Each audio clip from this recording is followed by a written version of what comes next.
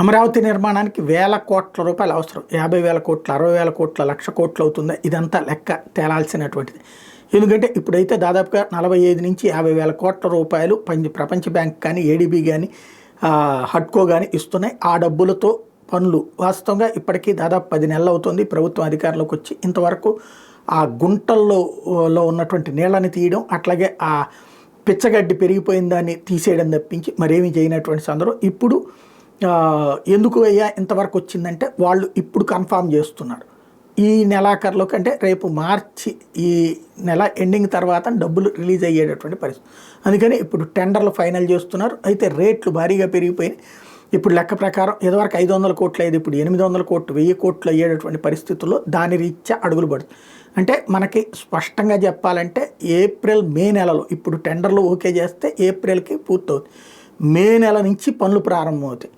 ఇక ఆ పైన 3 ఏళ్లలో పూర్తి చేయాలన్నటువంటిది లక్ష్యంగా పెట్టుకున్నారు.